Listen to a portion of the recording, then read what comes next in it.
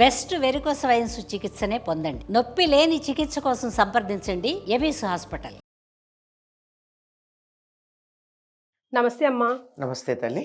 కొంతమంది వైఫ్ అయినా హస్బెండ్ అయినా మేల్ అయినా ఫీమేల్ అయినా కొన్ని పెళ్లి కాకపోయినా బాయ్ ఫ్రెండ్ గర్ల్ ఫ్రెండ్ ఎవరైనా సరే అనుమానం రాగానే ముందు ఈ మధ్య ఫోన్ ఒక అస్త్రంగా తీసుకున్నారు. రాగానే ముందు ఫోన్ చెక్ చేస్తూ ఉంటారు. అది కరెక్టేనా? అసలు ఫోన్ చెక్ చేయడానికి అవకాశం ఎందుకు ఇస్తున్నారు వీళ్ళు? నా ఫోన్ నా దగ్గర పెట్టుకోవాలి, అవతల వాళ్ళ చేతికి ఎందుకు ఇవ్వాలి? అసలు ఇవ్వలేదంటే ఇంకా బలంగా అనుమానం ఫిక్స్ కానీ అనుమానం ఉన్న చోట, నమ్మకం లేనటువంటి చోట ప్రేమాభిమానాలు లేవు. కానీ బీజం ఎక్కడో అయితే పడుతుంది, కానీ మనం అంటే ప్రేమ లేదు అనే సంగతి స్పష్టంగా తెలిసిపోయింది. ఇద్దరికి ఒకళ్ళ మీద ఒకళ్ళకి ప్రేమ, కనీసం ఒకళ్ళకి ఇంకొకళ్ళ మీద ప్రేమ లేదు. అప్పుడే కదా ఇలాంటి డౌట్స్ వచ్చేది. ఎవరో ఒక చమత్కారంగా ఒక చిన్న కార్టూన్ వేశారు. వీళ్ళింటికి తన హస్బెండ్ ఫ్రీక్వెంట్గా వెళ్తున్నాడా లేదా అని చెక్ చేయడానికి ఒక ఆవిడ వాళ్ళ ఇంటికి వెళ్ళిందిట.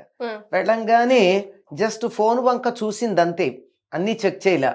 ఆటోమేటిక్గా వైఫై కనెక్ట్ అయింది అంటే ఫ్రీక్వెంట్గా వెళ్ళారని అర్థం. సూపర్ కదా, అసలు థాట్ ఇప్పుడు ఆటోమేటిక్గా వైఫై కనెక్ట్ అయింది అంటే ఇంతకు ముందు ఎప్పుడో వెడితే కదా ఆ వైఫైకి వీళ్ళు పాస్వర్డ్ తీసుకుని పెట్టుకుంది.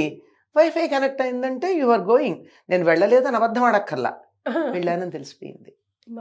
ఇంత ఇంత ఇదిగా మరీ వ్యక్తిగతమైనటువంటి జీవితం లేకుండా తయారైంది ప్రస్తుతం ఉన్నటువంటి ఎలక్ట్రానిక్ మీడియా వల్ల. ఏఐ వచ్చిన తర్వాత అసలు చెప్పడానికే వీల్లేదు. నేను ఏం ఆలోచిస్తున్నానో కూడా చెప్పేస్తుంది కదా అది. అవునమ్మా, మనం ఇప్పుడు ఫోన్ ముందు ఇప్పుడు ఫర్ ఎగ్జాంపుల్ నేను ఏదైనా ఫర్నిచర్ కొనుక్కుందాం అనుకున్నాను, మీతో డిస్కస్ చేశాను, నేను అసలు ఓపెన్ చేయగానే ఫర్నిచర్ కి సంబంధించినవి అన్ని సజెషన్స్ లో వచ్చేస్తాయి. ఇప్పుడు మీకు ఏఐ ఆన్ చేస్తుంటారా? రౌండ్ గా తిరుగుతూ ఉంటుంది, దాన్ని ఆన్ చేస్తుంటే వచ్చేస్తుంది. అది ఆన్ చేయకూడదు, మనకి అలాంటివి రాకూడదు. అంటే అందుకే డోంట్ అలవ్ అని మన యాప్స్ ని కొత్తగా మనం కనెక్ట్ చేసుకున్నప్పుడు డోంట్ అలవ్ అనే ఆప్షన్ ఇస్తుంది కదా. మనం తొందరలో అలవ్ కట్టేస్తాం, లేకపోతే రాదేమో అని. No each and everything study చేసి we have to accept. Maximum don't అలవే చేయాలి, అదే చెయ్యాలి. ఎందుకంటే మాలాంటి వాళ్ళకి అస్సలు టెక్నాలజీ గురించి ఎక్కువ తెలియదు. అందువల్ల అది ఏదన్నా వస్తే తెలిసిన పిల్లల్ని అడిగి యాక్సెప్ట్ చేయాలా వద్దా అని అడిగి ఆ తర్వాత యాక్సెప్ట్ చేస్తాం. అదన్నాడు మా తెలివి అంతవరకే. ఎందుకంటే అడిగి తెలుసుకుని చేయడం వరకు, అడగకుండా చేసేవాళ్ళు ఇబ్బంది పడుతున్నారమ్మా. అంచేత అపనమ్మకం అన్నది రాకుండా ఉండాలమ్మా. అపనమ్మకం వచ్చిన తర్వాత నారాయణ అంటే కూడా బూతు మాటలా వినపడుతుంది. అవును, నిజంగా. ఒక్కసారి చిన్న బీజం చిన్న రీజన్ లో ఏ తుమ్మినా దగ్గిన అది విషియస్ గా ప్రతి దానికి అదే దృష్టితో చూస్తాం. మనం పెట్టుకున్న కళ్ళజోడు బట్టి వస్తూ ఉంటుంది కనుక అసలు అపనమ్మకం ఒకళ్ళ మీద ఒకళ్ళకి రాకుండా చూసుకోవడం మొట్టమొదటి కర్తవ్యం. ఇద్దరిలోనూ ఉంది. ఎగ్జాక్ట్లీ. కానీ వచ్చింది అంటే మాత్రం దాన్ని పోగొట్టడానికి చాలా కష్టపడాలి. పోగొట్టడానికి కష్టపడుతూ ఉంటే అది ఇంకా కన్ఫర్మ్ అవుతుంది. వీళ్ళేదో చేస్తున్నారు అంటే డెఫినెట్లీ ఉంది కనుకే చేస్తున్నారని. సారీ చెప్తున్నాడంటే తప్పు చేసినట్టే కదా. ఇలా ఏదైనా సరే అలా ఉంటుంది కనుక అసలు మొట్టమొదట అపనమ్మకం అన్నది లేకుండా చూసుకోవాలి. ఇద్దరు ఒకళ్ళనొకళ్ళు నమ్ముకుంటేనే ఎప్పుడు కూడా ఏ బంధమైనా, అది వివాహ బంధం కావచ్చు, అన్నదమ్ములు తల్లి పిల్లలు కావచ్చు, ఏదైనా సరే నమ్మకం మీద మాత్రమే మానవ సంబంధాలు ఆధారపడి ఉన్నాయి.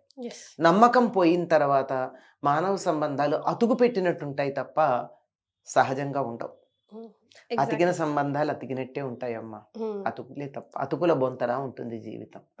కనుక అలా ఫోన్లు చెక్ చేయడం, వాళ్ళ అభిప్రాయాలు చూసుకోవడం.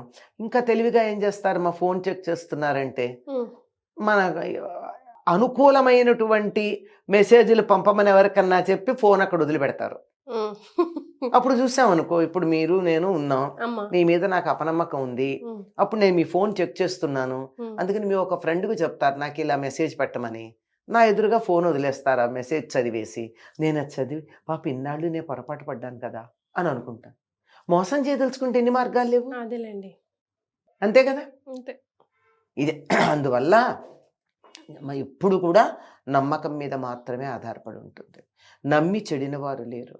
ఒకవేళ ఎప్పుడన్నా ఏదన్నా చిన్న పొరపాటు చేయొచ్చు, భార్యాభర్తల్లో పొరపాటు చేయకుండా ఉంటారు, అందరూ సీతలాగాను రాముళ్లాగా ఉంటారని మనం అనుకోవడానికి వీల్లేదు.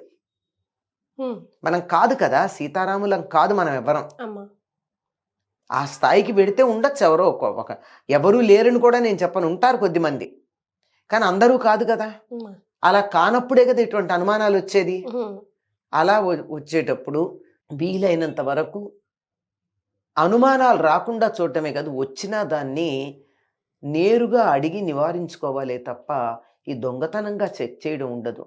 దొంగతనంగా చెక్ చేయడం మొదలు పెడితే దానికి తగినటువంటి పద్ధతులు వీళ్ళు చేస్తూ ఉంటారు. ఎవరో ఒకళ్ళు చమత్కారంగా చెప్పారు, హఠాత్తుగా ఈ 25 ఏళ్ల నుంచి లేనటువంటిది ఏదో నీ భర్త నీకు సర్ప్రైజ్గా నగ కొని ఇచ్చాడు అంటే కొంచెం ఆలోచించమన్నారు.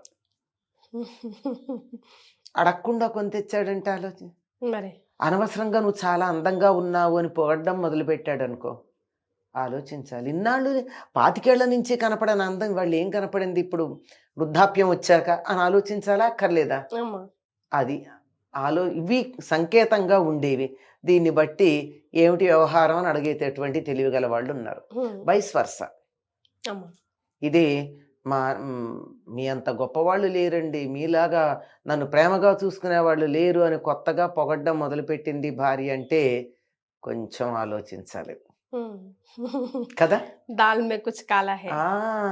అది ఆలోచించాల్సిన అవసరమే ఉంటుంది. ఇవి పైకి కనపడేటటువంటి సంకేతాలు. వీటిని ఏమిటంటారంటే కాన్షియస్ క్లియరెన్స్ అంటారు. చేసిన తప్పుని ఏదో రకంగా మట్టు పెట్టుకునేటటువంటి పద్ధతి. నాకు తెలిసిన ఒక జంట ఉంది, పరమ కోపిష్టతను. ప్రతి చిన్నదానికి భార్యను కొడతాడు. కొట్టడమే ఈడ్చిపెట్టి కొట్టేస్తాడు. ఆ అమ్మాయి ఏం బాధపడదు. ఎందుకో తెలుసా, ఆ రోజు గాని మర్నాడు గాని నగ కొని తెచ్చిస్తాడు. నాకు బాగా తెలిసిన కాపురం ఇది. కొడితే కొట్టాడండి, కొట్టాడు కదా, తప్పు సర్దుకోవడానికి నాకు నగ తెచ్చిస్తాడు. కొట్టడం వరకే పర్వాలా, ఫిజికల్ అది. అదే మెంటల్ గా కొడితే అంటే ఇంకో సంబంధాలు లాంటివి పెట్టుకుని కొడితే అప్పుడు ఇంకా బాధపడాలి. సరే నాకెందుకు, ఆ వ్యవహారం నేను పరిష్కరించమని అడగలేదు గనక, ఆ అమ్మాయి ఆనందంగా చెప్పింది గనక తలూపాను, ఊరుకున్నా. కానీ రెస్పెక్ట్ మీద, ట్రస్ట్ మీద కొట్టకూడదమ్మా ఎవరిని కూడా. కోలుకోలేదు జీవితంలో కదమ్మా, చాలా కష్టం అమ్మా. ఇప్పుడు ఒక దెబ్బ కొడితే పర్వాలేదు కానీ మనసు మీద దెబ్బ కొట్టకూడదు. కాలు జారితే తీసుకుంటాను, నోరు జారితే తీసుకోలేమని. ఒంటి మీద పడిన దెబ్బ మానిపోతుంది కానీ మనసు మీద పడిన దెబ్బ మానదు.